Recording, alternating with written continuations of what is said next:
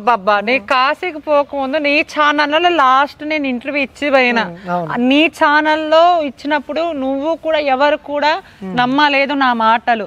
So ఏదైతే కానీ ఈ రోజు అయితే మా వైపే అందరూ ఉన్నారు కాబట్టి అందరికీ thank you so much media మిత్రులందరికీ, అలాగే పోరాడే వాళ్ళ గురించి కూడా.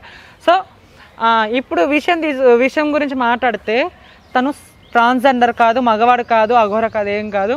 గతంలో మనము ఒక గడ్డంతో ఉన్న వీడియో మనము చూసాము, చాలా వైరల్ అయింది. అప్పుడు ఆ గతంలో ఈ శ్రీనివాస్ వ్యక్తి మగవాడే ఏదో గ్రామస్తులలో అమ్మాయిని ఏదో చేస్తాడని ఇష్యూతో వాని చెట్టు కట్టేసి ఒక లాంటిది కడ్డీ లాంటి కాల్చి వానికి అంగం పైన కాల్చడం జరిగింది.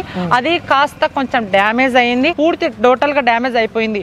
కొంతమంది ట్రాన్స్జెండర్ సలహా తీసుకుండొచ్చు, డాక్టర్ దగ్గర పోయి అప్పుడు ఇందూరు దగ్గర పోయి ఒక ట్రాన్స్జెండర్ సర్జరీ చేయించుకొని ఇప్పుడు మనం ఏం చేయాలి, నెక్స్ట్ ఏంటి, సో ట్రాన్స్జెండర్గా బతకలేము, సో అట్లా అబ్బాయిగా అంటే డ్యామేజ్ అయిపోయింది, అసలు ఏంటి, ఒక అఘోర వేషం వేసుకుంటే సో నేను ఏం చేసినా, తిట్టినా కొట్టినా, ఏం చేసినా నన్ను ఎవరు స్పందించారు కదా. సో చాలా అని ఈ కాన్సెప్ట్ మీద వచ్చాడు.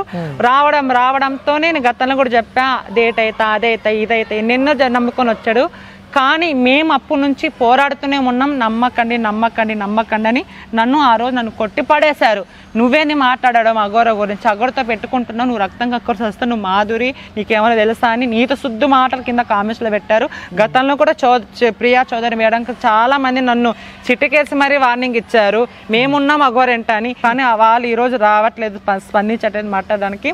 సో ఏదైతే కానీ ఇప్పుడు మా పోరాటం ముందు సాగుతుంది, మా పోరాటంలో న్యాయం ఉంది, మేమే పోరాడుతున్నాం. సో వర్షిణి అని చెప్పి ఒక అమ్మాయిని సో తను వశీకరణ చేసి దగ్గర చేస్తుందని చెప్పి కూడా తల్లిదండ్రులు ఆవేదన వ్యక్తం చేస్తుంటే ప్రేమించే ఇద్దరం ఓకే అండర్స్టాండింగ్ ఉందామని చెప్పి కూడా నిజంగా కొన్ని వీడియోలు చూస్తూ ఉంటే సిగ్గు అనిపిస్తుంది అనమాట. ఎందుకంటే అతను ఒక అమ్మాయి, అతను ఒక అఘోరి అని చెప్పి చెప్పుకుంటా, సో సనాతన ధర్మాన్ని కాపాడుతున్నా నేను, సో నాకు ఎక్కడ అన్యాయం జరిగితే, ఎక్కడ గుడిల మీద అన్యాయం జరిగితే నేను ప్రశ్నిస్తున్నా అని చెప్పిన అఘోరి ఇప్పుడు కార్లలో లైవ్లు పెట్టుకుంటా కొన్ని వీడియోస్ మనం చూస్తూ ఉన్నాము. సో ప్రేమ ఎంత మధురం అని చెప్పి కూడా సాంగ్స్ పాడుకుంటా, లవ్ యూ చిన్ను అనుకుంటా కొన్ని వీడియోస్ చూస్తుంటే నిజంగా అసలు ఏమనాలో కూడా అర్థం కాలేని సిచ్యువేషన్లో ఉన్నామని చెప్పుకోవచ్చు. ఈ ఇష్యూ గురించి మీరేమంటారు? శ్రీనివాస్గా వసే వర్షిని, నిన్నటి దాకా నీ మీద కొంచెం గౌరవం ఉండేది, మీరు చేసిన పనికి చెప్పు తీసుకొని కొట్టాలనిపిస్తుంది నాకైతే. వెనకాల విగ్రహాలు పెట్టుకొని కార్లో కూర్చొని ప్రేమ ఇంత మధుర ప్రియురాల ఇంత వయనం, ఇంకో పాట, వీరు 6 అడుగుల బుల్లెట్టు డింగ్ డింగ్ డింగ్ డింగ్ డింగ్, వీరు బాణం విసిన రాకెట్టు. వెనకాల విగ్రహాలు పెట్టుకొని మీరు చేస్తున్న గూడు పుటాన ఇదా? వెనకాల కార్ల విగ్రహాలు ఉండి చేస్తున్న గలీజ్ పనులు ఇవా? మీకు సిగ్గు శరం ఉందా? ఎటపోతున్నారు జనాలు, సభ్య సమాజ మనుషులు ఎక్కడ పోతున్నారు? వెనకాల విగ్రహాలు పెట్టుకొని వీళ్ళ రాశిలీలలు, వీళ్ళ బీలబాటలు, మందు సీసాలు, సిగరెట్లు ఇవన్నీ పెట్టుకొని వీడు ఏం సభ్య సమాజం మెసేజ్ ఇద్దాం అనుకుంటున్నారు? నేనైతే దీన్ని అయితే తప్పే అంట. నిన్నటిదాకా మొన్నటిదాకా వర్షిని మీద కొంచెం గౌరవం ఉండేది, ఎందుకంటే తల్లిదండ్రుల దగ్గర పోతాను, తల్లిదండ్రులు ఏడుస్తున్నా ఆ బాధను కూడా ఏడవకండి అని చెప్పిన వర్షిని ఈరోజు వాని మాయలో పడింది. పెద్ద మహానటి, నిజంగా జనాలు నిన్ను కూడా నమ్మరు, వాణ్ణి కూడా నమ్మరు. నిజంగా మీరు ఏపీ తెలంగాణలో అడుగు పెడితే జనాలు చెప్పులు తీసుకొని మిమ్మల్ని తరిమి దాకా కొడతాడు. ఇంకో దొంగ వేషం వేసుకొని రావాలంటే తెలంగాణ ఏపీలో కానీ గజ గజ గజ గజ వనకాలి. ఓకే, ఇంకొకటి అఘోరి ప్రపోజ్ చేసేటప్పుడు కూడా సుబ్రహ్మణ్య స్వామి విగ్రహాన్ని తీసుకొని కూడా వర్షినికి ఇవ్వడం జరిగింది, ఇచ్చి మరీ ప్రపోజ్ చేశాడు. సో ఆ వర్షిని కూడా ఎంచక్క చెప్తుంది, సుబ్రహ్మణ్య స్వామి విగ్రహం ఇచ్చి నన్ను ప్రపోజ్ చేశాడు అంటూ కూడా. అంటే విగ్రహాలని పెట్టుకొని ఇలా ప్రపోజల్ చేసేదానికి కూడా విగ్రహాలను పెడితే, ఎందుకంటే మనం దైవంగా భావిస్తాం, ఎంతో ఇష్టంగా మనము పూజిస్తూనే ఉంటాం. సో అలాంటి విగ్రహాలను కూడా వీళ్ళు ఇలా ఇచ్చి పుచ్చుకొని కూడా అలా చేస్తూ ఉంటే నిజంగా ఏమనుకుంటారు? ఈ విషయాన్ని మీరేమంటారు? సో ఏదైనా ప్రపోజల్ అన్నాక ఏదో గిఫ్టో ఏదో ఒకటి ఇచ్చి ఏదన్నా ప్రపోజ్ చేస్తారు. నేను అదే అంటానేది, డిక్కిల విగ్రహాలు ఉండి వీళ్ళు చేసే అరాచకాలు మళ్ళీ హిందూ సోదరులు ఎక్కడ పోయారు? అమ్మ ప్రియా చౌదరి గారు ఆ రోజు చిటికేసి మాట్లాడారు, మా అఘోరి మీకు తెలుసా అది ఇది, నాకు 20 ఏళ్ళ నుంచి మీడియాలో నేను పనిచేస్తున్నా అని. ఈరోజు ఇలాంటివన్నీ చూసి ఎందుకు రావట్లేదు? హిందూ సంఘాలు ఎందుకు దీని గురించి స్పందించట్లేదు? మీకు న్యాయంగా ఉందా? ఇవన్నీ నిజంగా సనాతన ధర్మంలో ఉన్నాయని మీకు తెలుసా, లేకపోతే ఏంటి ఎంతసేపు చూసుకుని ఉంటారా? రాండి, మేము ఏదైతే పోరాడుతున్నాం మీరు కూడా వచ్చి మాట్లాడండి. ఇది నిజంగా ఇది చాలా బాధకరమైన విషయము. హిందూ సనాతన ధర్మం పేరు అడ్డం పెట్టుకొని రాశిలీలలు చేసుకుంటూ అవి చేసుకుంటూ ఇవి చేసుకుంటూ వీళ్ళు బదలాం చెప్తున్నారు. కొంతమందికి జర్నలిస్టు చెప్తున్నా, అరే మీకే కొంతమంది, అందరినీ కాదు కొంతమంది సభ్య సమాజానికి మీరు ఏం మెసేజ్ ఇద్దాం అనుకుంటున్నారు? కొంతమంది జర్నలిస్టు ఒకరో ఇద్దరు ఉన్నారు, నేను అందరిని అనట్లేదు, అందరిని తప్పనట్లేదు. లైవ్లో ఉండి మీరు ఎలా ప్రేమించుకున్నారు, ఇప్పుడు బాగానే హ్యాపీగా ఉన్నారా, నెక్స్ట్ ఎప్పుడు పెళ్ళయింది, శోభనం ఎప్పుడు, ఫస్ట్ డేట్ ఎప్పుడు, సభ్య సమాజానికి మెసేజ్ ఇద్దాం అనుకుంటున్నారు? చిన్న పిల్లలు చూసి చెడిపోవాలా ఏంటి?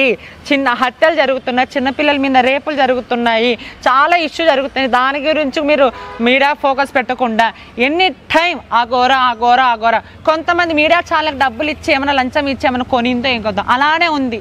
కొంతమంది ఇలాంటి వాళ్ళు చాలామంది పోరాడుతున్నారు మీడియా వాళ్ళు వచ్చి. మళ్ళీ మీరెందుకు వాని సపోర్ట్గా మీరు ఎప్పుడు పెళ్లి చేసుకున్నారు, నెక్స్ట్ ఏంటి, హనీమూన్ ఏంటి, ఇవేనా? సిగ్గులు శరం లేదు మీకు అసలుకి? ఓకే, అంటే ఈ ఎంటైర్ విషయంలో కూడా ఆ ట్రాన్స్జెండర్ కమ్యూనిటీ వాళ్ళు కూడా ఈరోజు షామీర్పేట పిఎస్కు వెళ్ళి కూడా సంజయ్ ఆధ్వర్యంలో కూడా కేసు వేయడం జరిగింది. సో నిన్న చూసాము మనం ఈ ఫస్ట్ వైఫ్ అఘోరికి ఎవరైతే ఉన్నారో మరి వారికి ఫస్ట్ వైఫ్ అయిన రాధిక బయటికి రావడం జరిగింది. అలాగే పోలీస్ స్టేషన్లో కేసు వేశారు. కొన్ని సెక్షన్ల మీద కూడా అఘోరి పైన కేసులు నమోదైనాయి. అంటే ఇంకా చాలా మంది బాధితులు ఉన్నారు, బయటికి ఒకరి తర్వాత ఒకరు వస్తున్నారు అని చెప్పి కూడా మేము వింటున్నాం. మీకు ఏమైనా ఇన్ఫర్మేషన్ ఉందా ఈ బాధితులకు సంబంధించి? ఏమండి, అన్ని ఒక్కొక్కటిగా వస్తాయి. మొన్నటి వరకు నిజమని నమ్మిన వాళ్ళు ఈ రోజు ఫేక్ అని నమ్ముతున్నారు కదా. మళ్ళీ బాధితురాలు వచ్చి నాకు ఇన్న అన్యాయం జరిగింది అన్నప్పుడు రేపొద్దున ఇంకా చాలా మంది వస్తారు, చాలా మంది స్పందిస్తారు, చాలా మంది మాట్లాడతారు. ఇంకా అన్ని చూస్తూ ఉండాలి.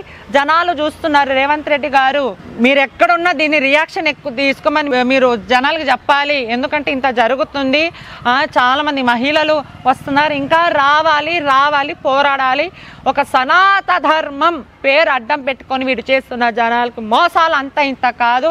వీడు కుక్క సాగు సస్తాడు, రక్తం కక్కుని సస్తాడు, పచ్చివాతం వచ్చి పడిపోతాడు.